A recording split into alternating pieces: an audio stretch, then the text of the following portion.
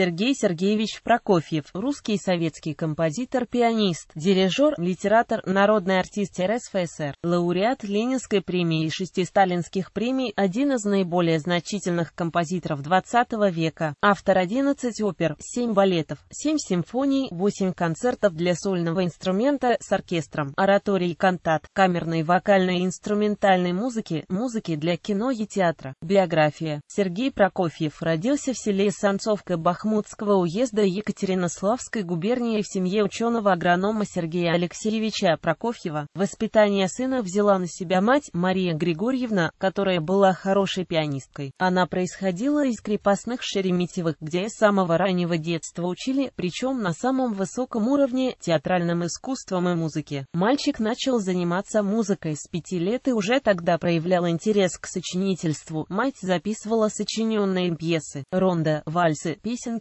индийский галоп. В возрасте 9-10 лет мальчик-композитор написал 2 оперы «Великан» и «На пустынных островах». В 1902-1903 годах брал частные уроки теории и композиции у Эрамглиера, а с 1904 года учился в Петербургской консерватории у Н.А. Римского-Корсакова по инструментовке, у А. Калядова по композиции, у Я. Витула по музыкально-теоретическим дисциплинам, у А. Н. Есиповой по фортепиано, у Н.Н. Черепнина по дирижированию. В годы учебы в консерватории завязал дружеские отношения с композитором Николаем Мисковским, окончил консерваторию. Как композитор в 1909 году, как пианист в 1914 году. Ему присудили золотую медаль и премию Рубинштейна «Рояль». По 1917 год включительно продолжал занятия в консерватории по классу органа. С 1908 года выступал в качестве солиста, исполняя собственные произведения. В 1911 году Осовский лично обратился с письмом к известному российскому издателю Б.П. Юргенсону в поддержку Прокофьева, на которое Юргенсон ответил согласием издать его произведение. В конце 1917 года Прокофьев задумался об отъезде из России. В своем дневнике он написал: 7 мая 1918 года Прокофьев выехал Сибирским экспрессом из Москвы и 1 июня прибыл в Токио. 2 месяца добивался американской визы и 2 августа отплыл в США. Прокофьев выступал в Америке и Европе в 1927, 1929 и 1932 году в СССР. В 1936 году вернулся в СССР вместе с женой испанкой Линой Кадино, ставшей Прокофьевой. Прокофьев с семьей, женой Линой и сыновьями Святославом и Олегом окончательно обосновался в Москве. В дальнейшем он выезжал за границу лишь дважды, в сезоне 1936-37 и 1938-39. С начала 1930-х годов музыкальный стиль Прокофьева стал более умеренным, сочетая в себе модернизм, импрессионизм и поздний романтизм. Композитор уменьшил долю резких и мрачных звучаний в своих сочинениях. Музыка стала более светлой и мелодичной, сочетая в себе как новаторские, так и традиционные приемы композиции. Типичные примеры в музыке этого периода: балет «Ромео и Джульетта» и опера «Обручение в монастыре». В 1936 году по инициативе Натальи Ильиничны Сац написал для ее Центрального детского театра, получившего всемирную известность, симфоническую сказку «Петя и волк». Премьера состоялась 2 мая 1936 года. Во время Великой Отечественной войны Прокофьев много работал над балетом «Золушка», 5-й симфонией, сонатами для фортепиано номер 7, 8, 9, сонатой для флейты и фортепиано. Важнейшим сочинением военного периода стала грандиозная опера по роману Льва Толстого «Война и мир». С 1941 года Сергей Прокофьев жил уже отдельно от семьи. Через несколько лет советское правительство объявило его брак недействительным, и без оформления развода 15 января 1948 года композитор официально женился на Мире Александровне Мендельсон. В том же году его первая супруга была арестована и сослана сначала в Обездь, затем в мордовские лагеря. В 1956 году она была реабилитирована и освобождена, позднее выехала из СССР. Лина Прокофьева умерла в 1989 году в Англии. Прокофьев написал музыку к фильмам «Александр Невский» и «Иван Грозный», свидетельствующую о его исключительно высоком композиционном мастерстве и умении писать в разных академических стилях. В 1948 году Сергей Прокофьев подвергся разгромной критике за формализм. Его 6-я симфония и опера «Повесть о настоящем настоящем человеке подверглись резкой критике, как несоответствующей концепции социалистического реализма. Если шестая симфония со временем получила признание прокофьевского шедевра, то повесть о настоящем человеке, опера нестандартная и экспериментальная, остается недооцененной. С 1949 года Прокофьев почти не выезжал с дачи, но даже при строжайшем медицинском режиме писал сонату для виолончели и фортепиано, балет «Сказ о каменном цветке», симфонию, концерты для виолончели с оркестром, ораторию «На страже мира» и многое другое. Последним сочинением, которое довелось композитору услышать в концертном зале, стала седьмая симфония. Прокофьев скончался в Москве в коммунальной квартире в Камергерском переулке от гипертонического криза 5 марта 1953 года. Так как он умер в день смерти Сталина, его кончина осталась почти незамеченной, а близкие коллеги композитора столкнулись в организации похорон с большими трудностями СС. Прокофьев похоронен в Москве на Новодевичьем кладбище. В память о композиторе на доме в Камергерском переулке установлена мемориальная доска. Творчество Прокофьев вошел в историю как новатор музыкального языка, своеобразие его стиля наиболее заметно в области гармонии, при том, что Прокофьев остался приверженцем расширенной мажорно-минорной тональности и не разделил радикализма нововенской школы. Прокофьевский стиль гармонии безошибочно опознается на слух, специфика гармонии Прокофьева складывалась уже в ходе ранних экспериментов. В номер 5 из сарказмов он использовал диссонирующий аккорд функции тоники и переменный метр. В окончании фортепианной пьесы «Наваждение» хроматический кластер, объединяющий звуки обыгрываемой навязчивой фразы. На протяжении всей жизни Прокофьев использовал особую форму доминанты, позже получившую название прокофьевской, в основном виде и в разновидностях. Узнаваемая специфическая ритмика Прокофьева, особенно ярко проявляющаяся в его фортепианных сочинениях, таких как «Токката Оп. 11»,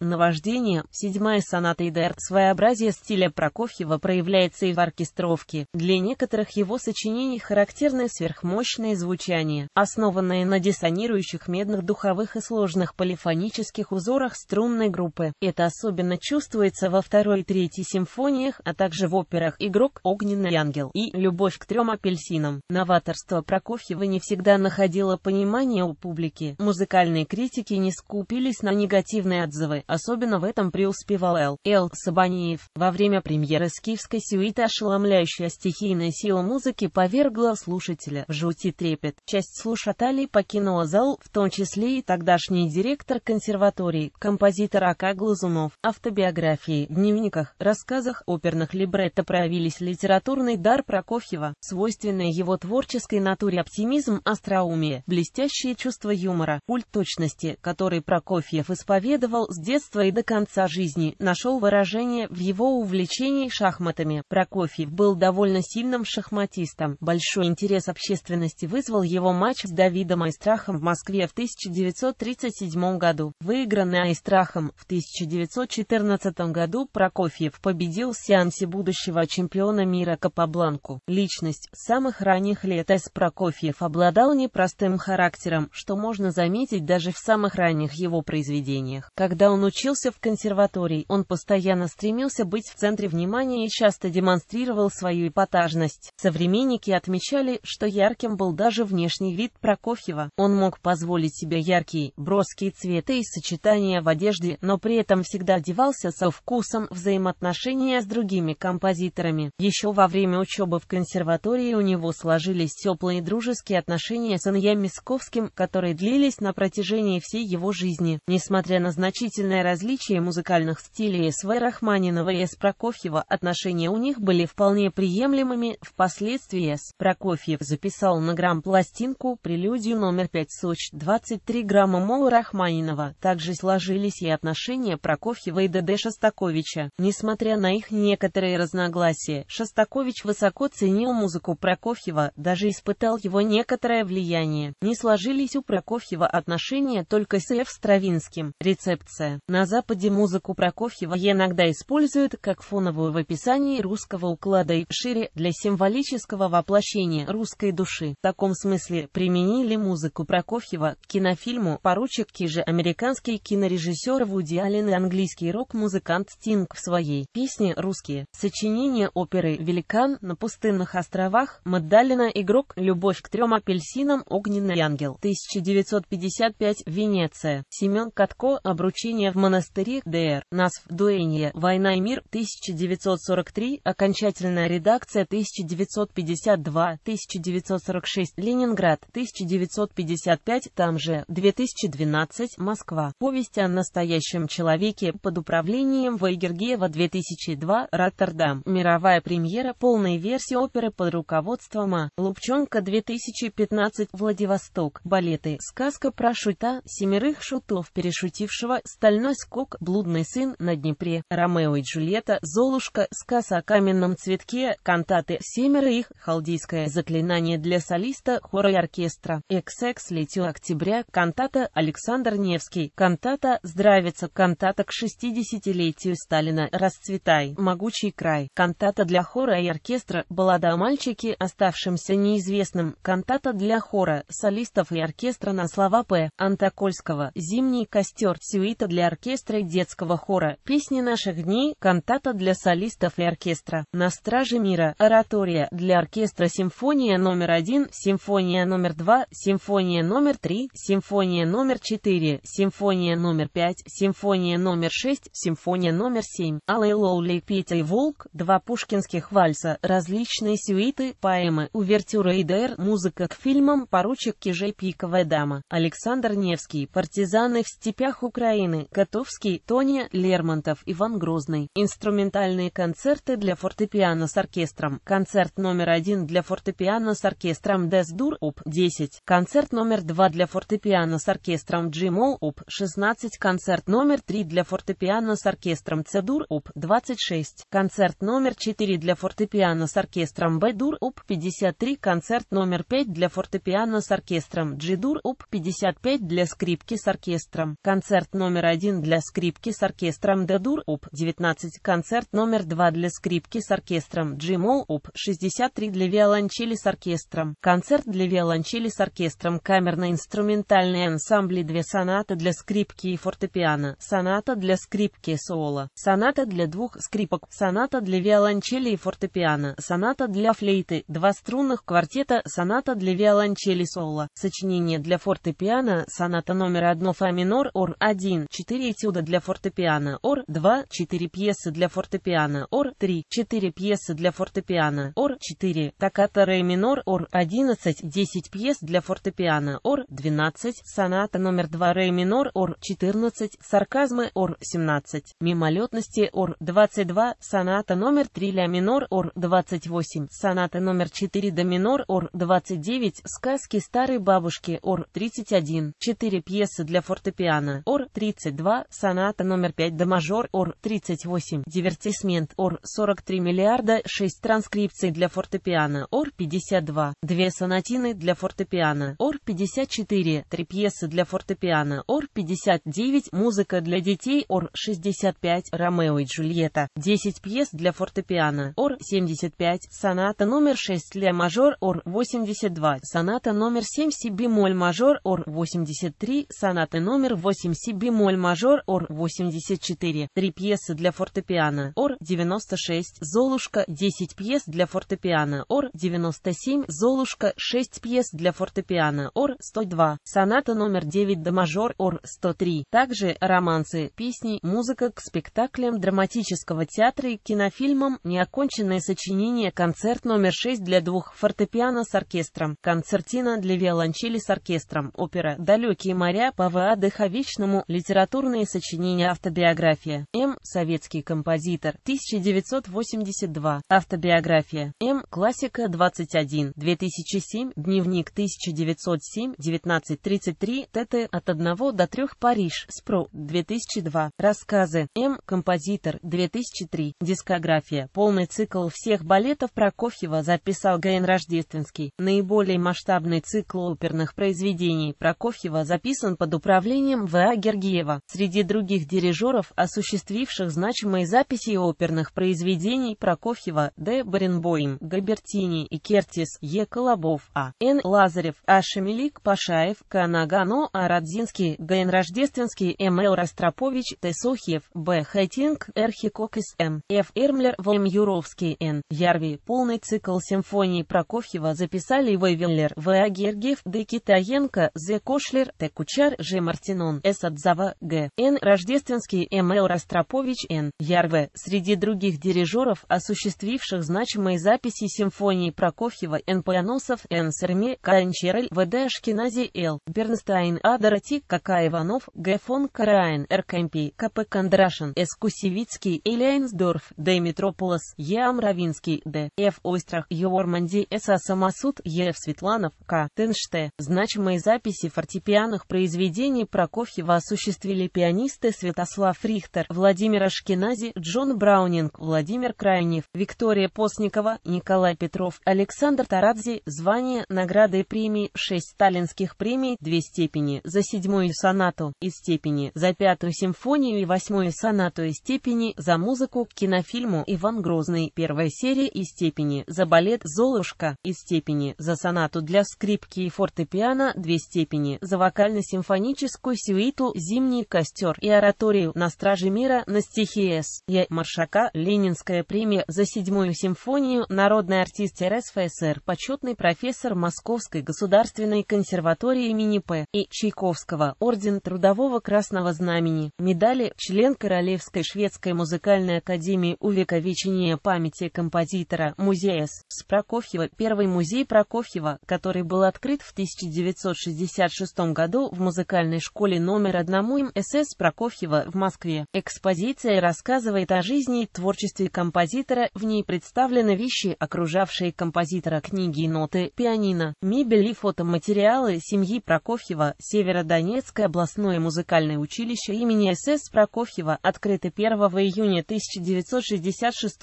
года. Московский областной музыкальный колледж имени С. Прокофьева, музей С. Прокофьева, открыт 24 июня 2008 года по адресу Камергерский переулок, дом 6/5 в квартире номер 6, где жил, работал и скончался С. Прокофьев. В музее собраны нотные и литературные автографы композитора, редкие фотографии, документы и личные вещи Прокофьева. Международный конкурс имени Сергея Сергеевича Прокофьева в Санкт-Петербурге, который ежегодно проводится по 3 специальностям: композиция, симфоническое дирижирование и фортепиано. Памятник Прокофьеву возле музыкальной школы им. Прокофьева в Москве. Памятник и концертный зал им. Прокофьева в Челябинске. Концертный зал им. Прокофьева Донецкой областной филармонии. Донецкая государственная музыкальная академия им СС. Прокофьева. Симфонический оркестр им. Прокофьева Донецкой областной филармонии. Детская школа искусств номер 1 им С. Прокофьева Г. Владивосток. Детская музыкальная школа номер 10 имени С. Прокофьева в Азове. Улица Прокофьева в Г. Сумы. Музей Прокофьева в селе Красное Красноармейского района Донецкой области был открыт к столетию Прокофьева в 1991 году. В 1991 году была выпущена памятная монета СССР, посвященная столетию со дня рождения С. Прокофьева. В 1991 году в Советском Союзе был поставлен документальный фильм о Прокофьеве «Сюита жизни». В 2003 году вышел документальный фильм «Гений Прокофьев». В 2012 году открыт международный аэропорт имени Сергея Прокофьева в городе Донецке, Украина. Самолет Аэрофлот Airbus А319 носит имя С. Прокофьев. 6 августа 2012 года в честь Прокофьева назван кратер на Меркурии. Адреса в Санкт-Петербурге, Ленинграде. 1907-1914 годы. Садовая улица. 90. 1914 год. Доходный дом. 1-я рота. 4. 1915-1918 годы. Доходный дом. Набережная реки Фонтанки. 122. Январь-февраль 1927 года. Гостиница. Европейская улица Ракова. 7.